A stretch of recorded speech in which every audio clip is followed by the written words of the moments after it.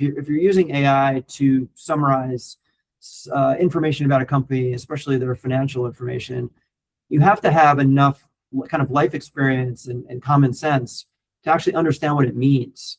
So there are opportunities where we could use AI to say develop a deck or develop a point of view, but I'd actually rather have our team work through it themselves, because then you really get a feel for the material. And then when you're presenting it to, say, a client, you really understand it at a much deeper level. So I would say there's definitely that balance of kind of over relying on AI, especially when AI can still hallucinate and still make a lot of mistakes.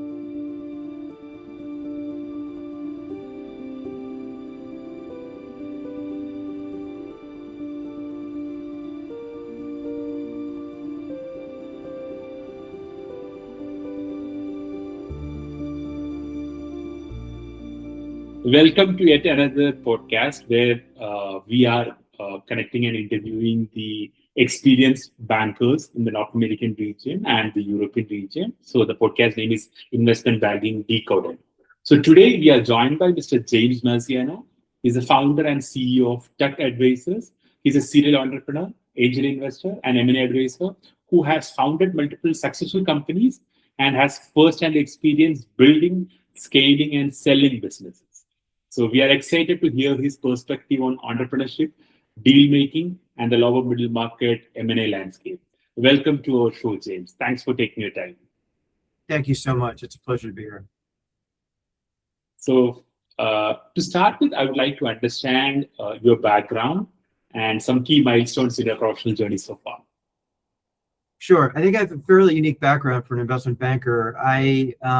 Even though I went to Harvard and a lot of my classmates went into investment banking, I really had no idea what it was. I grew up on a horse farm in New Jersey. My parents were entrepreneurs in that way. My grandparents were entrepreneurs. And so I really came to investment banking the long way around. After Harvard College and after Dartmouth Business School, I went into consulting. And then in 1995, the commercial internet was just coming into being. And I really fell in love with the internet, and a typical entrepreneurial journey, sold everything that I owned, borrowed some money from my grandmother, moved onto my brother's floor in New York City, and started a company called thesquare.com, which was one of the early social networks. I raised angel money, I raised venture capital. I also started a second company in 1997 called referit.com, which is the first director of affiliate programs for e-commerce companies. Amazon was our first customer. I think at the time in October of 1997, there were only 7 affiliate or associate programs in the world. Now, of course, there's probably over 1 million. And then in 1999, started a company called Return Path, which is a B2B email company. Started those companies, raised angel, raised venture capital, sold those companies, retired in 2000, became an angel investor myself, became an LP in some funds. And then about 10 years ago, moved out of New York City to raise our family and wanted to get back to building something of my own. And I reflected on the bankers that I'd hired to sell the companies I started or invested in. And I really didn't think they understood me as an entrepreneur, and really didn't feel like they understood technology and process. And so the idea of founding Tech Advisors was to build a firm that was very founder to founder, and the DNA was very technology driven. And I wanted to work with companies having a positive social impact. So we primarily focused on healthcare and education. And then in 2026, we added sustainability and pets and vets. And so it took the very kind of long way around to get to this point of being a quote unquote investment banker. Really, I feel I'm just an entrepreneur trying to apply, my life lessons over the last 30 years to this business. That's an interesting journey, James. Thanks for sharing it with our viewers. So as a continuation of that, I would like to understand, I'm sure that you have done a lot of deals. So among the deals which you have done, is there something which is standing out, something very memorable to you? So I'd say, generally speaking, all deals are hard.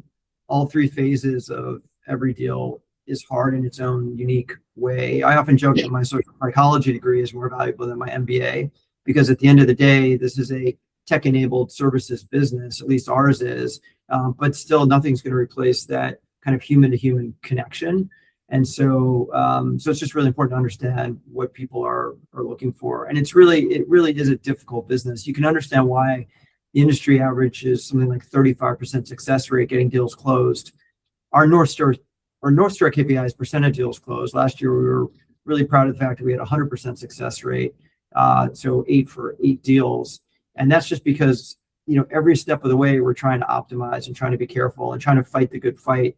And if you're not willing to kind of fight every battle and every red flag that comes up, then you're not going to get the deal closed. And so you might as well not even start in the first place. And so everybody in our team knows that when we take on a client, the idea is that we're going to get this deal over the finish line. In terms of a particular deal, one that comes to mind is Animal Behavior College. It was a company that was founded about 30 years ago. A really great business helping people who wanted to become pet professionals, whether that was a dog groomer or a dog walker or work for an aquarium or a veterinary assistant. And I really loved that business. And it was somebody who had built the business over a long number of years, had multi-generational employees working for him, and had really gotten to the point where he wanted to retire. But it was important for him to have that business and continue to be available to customers. He wanted his team to stay intact.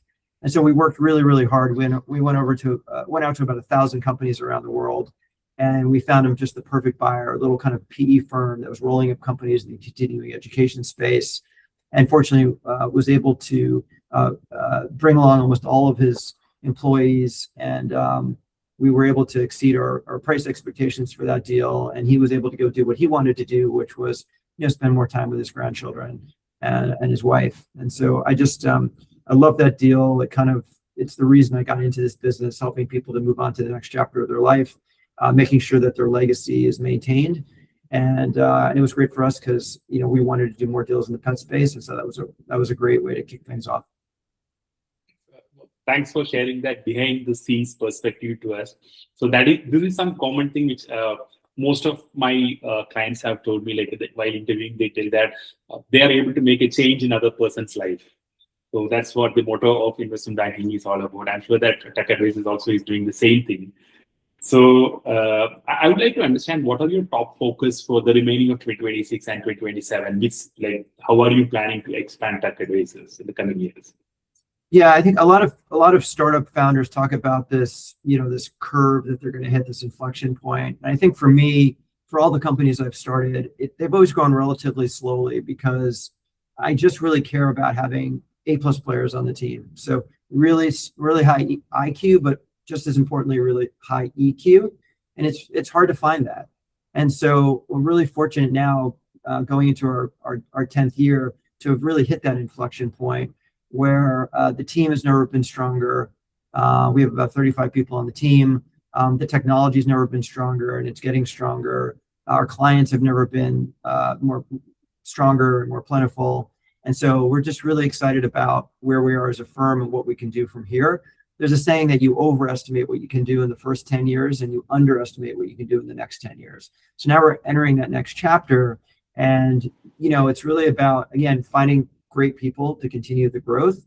But I'm really interested in continuing the geographic footprint. We've done deals in Australia and England and France.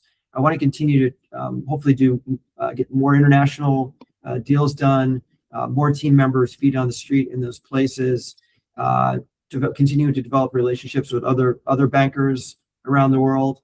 As I mentioned, we added the pet/vet space this year in sustainability. We've got a new pet client we've just signed up, so we're excited about that. So we want to expand in both those categories. And then I'd say we're also just always looking for technology, right? Like for us, we were really fortunate because we were so tech forward. When AI kind of fell from the heavens in February of 2024, we were really prepared to utilize that in kind of all the best ways. And so we need to continue to be, pushing forward faster because everybody else is kind of catching up now. And so again, yeah, I'm CEO and founder of Tech Advisors, but I really, my favorite part of my job is being head of product and helping to run the tech team. That's an interesting roadmap we are having for Tech Advisors. So talking about technology and AI, so my next question would be how are you incorporating AI in your daily work for being an investment banker? Yeah, it's everywhere, and it's not just AI, it's also just technology in general. So before AI, it was a lot of just process-driven automations that we were able to create with low code or no code. We have an incredible Chrome extension we built over the last 6 years. So it's really understanding the workflow in our business and how we can help improve that and make things easier. So how we work with our CRM, or how we work with LinkedIn, how we look up people's websites and information. And so there's all of that. And then there's how can AI continue to help improve that, whether that's, for example, summarizing information that we might receive from a client, or helping to write what we call positioning statements, which used to be written by analysts and now are written by AI and reviewed by analysts. It's really this idea that there's so much data out there. How can AI help to take it in and ingest it and do something with it? The tricky part about professional service firms is that a lot of the value resides in the heads of your employees. And so, if somebody on my team has a conversation with somebody, and then 3 years later, somebody else on my team has a conversation with somebody else, and those two things go together, how does that happen? And I've actually been a founder and an investor in a number of dating companies. And I often think about, this kind of matchmaking part of being a banker. And so we're hoping to be able to use AI to be better at making those connections happen. That's great to hear, James. So because AI is a buzzword right now in the market, everybody talks about that. Like I spoke to an investment banker who is like 35 years into banking. He told I started with a paper and pen, then to a DVD, CD, DVD, USB computer, laptop, and now the AI. So that's a great evolution right now we all are experiencing. I'm happy to know that Decoded has already had that base setup in 2024.